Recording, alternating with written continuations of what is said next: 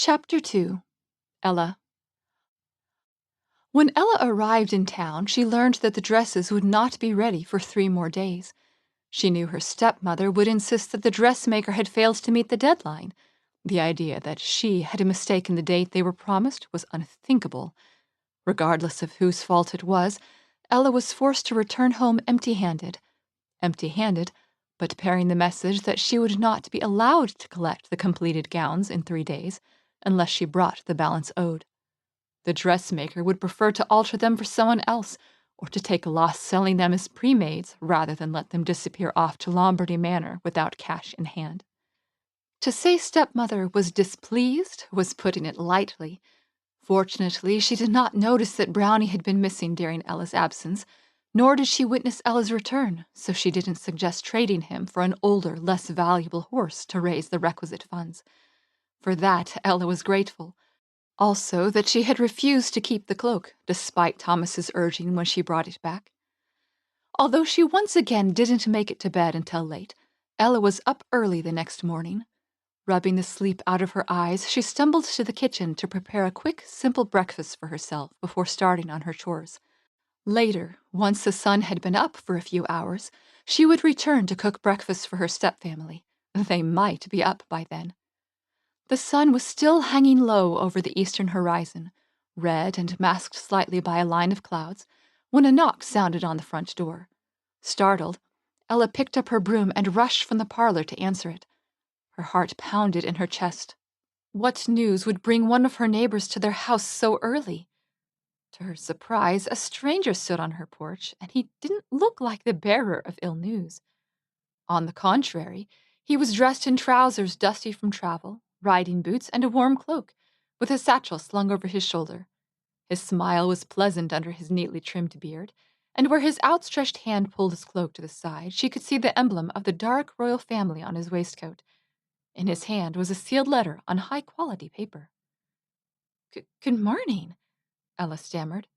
"What can I—" "Miss Arabella, Miss Cynthia, or Miss Diana of Lombardy Manor?" he asked. Ella stared at him briefly before responding. "I'm Arabella, yes. May I help you?" "Just delivering your invitation, miss," he replied genially. "Once I've put it in your hands, I'll be on my way." "My invitation?" she parroted. "To what?" "The ball, of course." He waved the letter and took a step closer. "All the information is inside." Slowly, she reached out and took hold of it. "And it's for me?" "For you and the other ladies of the house, yes." Did she dare open it? She turned it over. On the front, she found all 3 names in a beautiful flowing script. But would her stepmother accept that?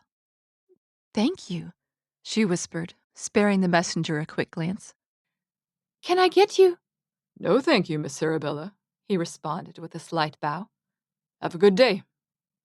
She barely noticed his retreat to his horse or his quick journey back down the driveway. Her entire focus was on the piece of folded paper in her hands. A ball. No, a royal ball based on the messenger's uniform. It had been years since she had dreamed of attending one, but it had always been one of her favorite fancies. For a few minutes, she swayed in place, allowing herself to fall back into one of her dreams. Drifting around the edges of the room, swathed in yards of beautiful blue silk, she waited for a handsome young man to approach her. As the musician struck up the next song, a dark head of hair slipped through the crowd and bowed over her hand. She giggled and accepted his arm, letting him lead her out to the floor where her charming partner twirled her.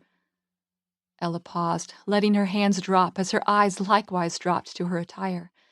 Even if she knew how to dance, she had nothing suitable to wear to a royal ball. Her dresses barely qualified as acceptable for a spontaneous dance in the town square. All of her bright, happy feelings faded away. The uncharitable part of her wanted to simply throw the invitation in the trash. If she couldn't go, why should her spoiled stepsisters? Since she knew that wouldn't be right, she carried it slowly to the kitchen and set it on the breakfast tray. At least someone would be happy today. "A royal ball?" Cynthia shrieked. "We're really invited?" "Yes, We'll have to find a way to pay for those dresses, stepmother mused calmly. Whatever we have to sell, it will be worth it to get the two of you to that ball. What about the furniture in the back parlor?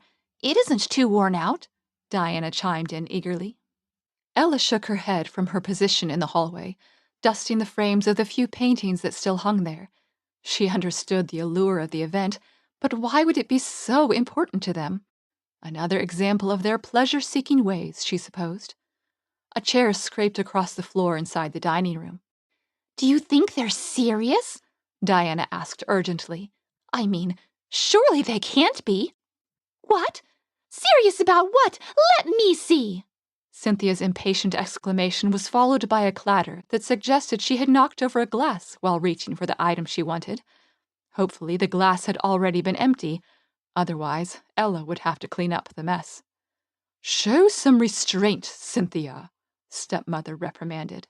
If you aspire to be a princess, you should act more like one. Well, that was an odd comment. There was silence for a few moments before Cynthia squealed. The prince is going to choose a bride at this ball? Oh, Mother! Which is precisely why we will find a way to pay for our new dresses, stepmother replied calmly. Finish your breakfast, Cynthia, and then we'll take a tour of the house. There are still things to sell. We must decide which ones we can part with. Quickly now, we'll only have a few days after the dresses are ready. Out in the hallway, Ella stood frozen. One hand still hovered next to the frame, but the rag she had been wielding lay on the floor at her feet. Her stepfamily hoped to catch the prince? It might not be so bad. Perhaps a royal marriage would cause some money to flow in the direction of Lombardy Manor, maybe even enough to free Ella from her servitude.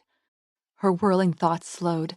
If the poor inmates of Lombardy Manor were invited to this ball, a myriad other girls would also be there. It was unlikely the prince would choose Cynthia or Diana over all of his other choices. Both were quite pretty, even beautiful by some standards, but they were hardly the only young women of Dara who could make that claim. Chairs scraped. Ella snatched her rag off the floor and scurried down the hall to dust farther away from the dining room. It would never do for stepmother to suspect she had been lingering near the door to overhear their conversation. What about Arabella? Diana asked as the trio exited the dining room. What about her? Stepmother replied, sounding bored. Fiddling with a thin bracelet on her wrist, Diana hesitantly said, Her name was also on the invitation. Will she be going? For a brief moment, hope welled in Ella's heart. Even though she knew the prince would never look at her, simply to attend the ball would be a dream come true. Of course not.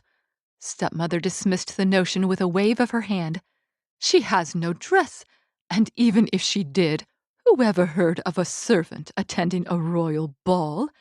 The inclusion of her name was a mistake. Surely you didn't think otherwise. No, Mother, Diana acknowledged with relief in her voice. I only wanted to make sure. Ella didn't know which was worse, that her stepfamily truly saw her as nothing more than a servant now, or that Diana was pleased to see Ella excluded, even after observing that she didn't have to be. Fighting back tears, Ella swiped at the dust in her poorly lit end of the hall and tried not to think about the 4 years between now and the time when she would legally be free. Not that she would work up the gumption to leave even then, because she couldn't live off of Thomas's charity, and anywhere else would be no different than here. The next 2 days were filled with the voices of strangers as they tromped through the manor, following Ella's stepmother as she showed them the items for sale. The sight of the pitiful collection made Ella's heart break. Once again, she remembered her home as it had been when she was a child. At least the worst of it, such as the poor armchair in her room, had been kept out of the way. She didn't think she could have borne the shame of their neighbors and random merchants seeing such clear evidence of the manor's fallen state. The simple fact that they were attempting to sell off so much was bad enough. There must be something of better quality hidden away somewhere.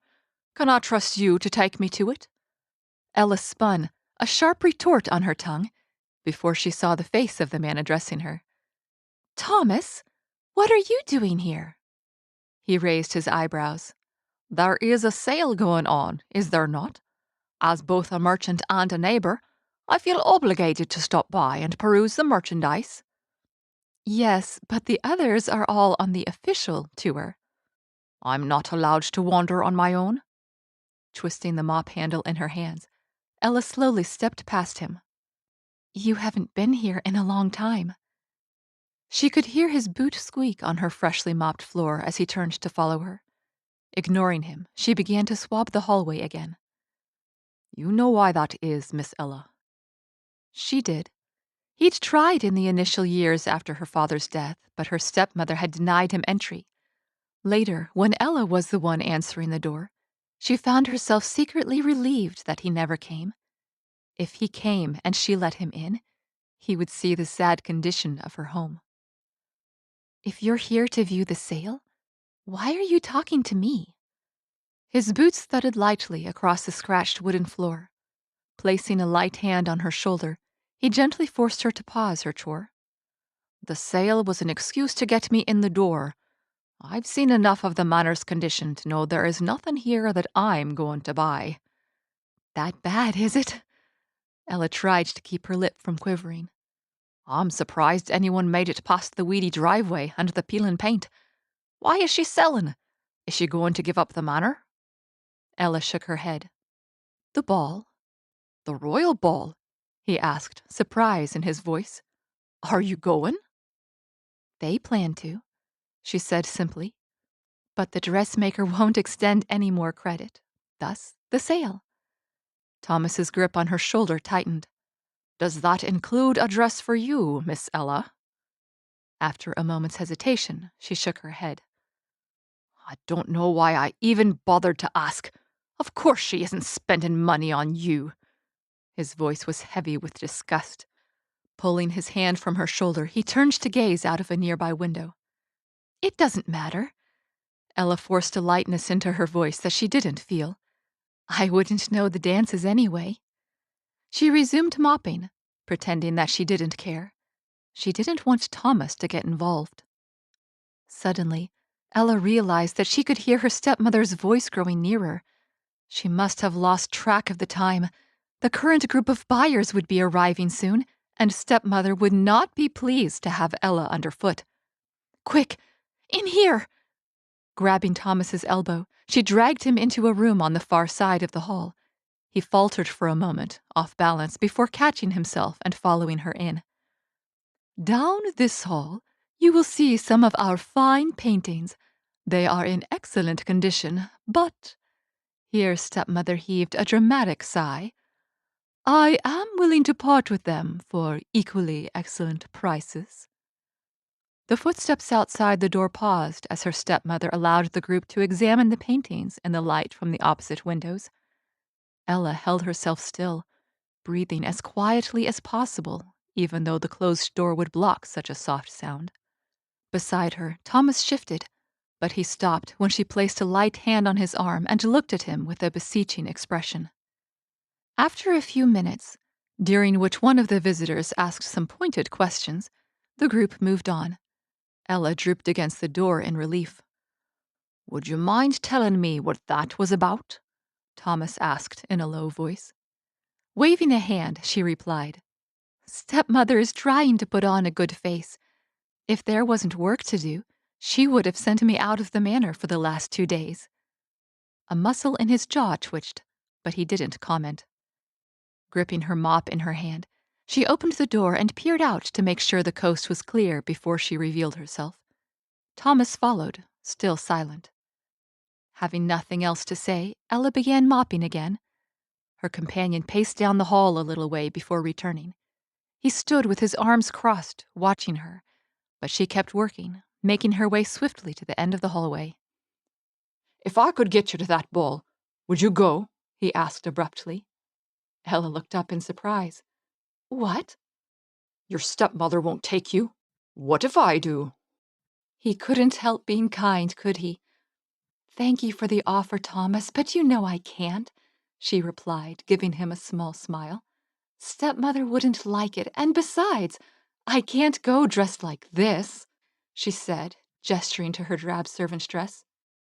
Frankly, I don't care what your stepmother thinks, he told her, breathing hard through his nostrils. As I told you the other day, I want you free of her.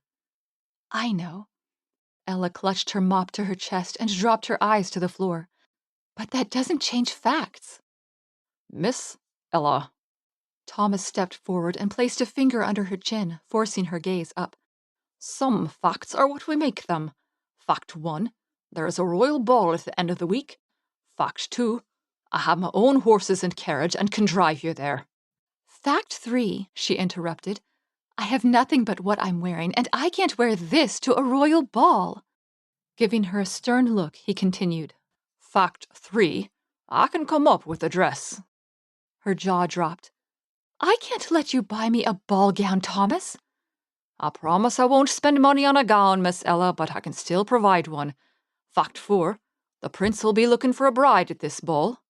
Fact 5, the prince won't look twice at someone like me, she retorted. He plowed on.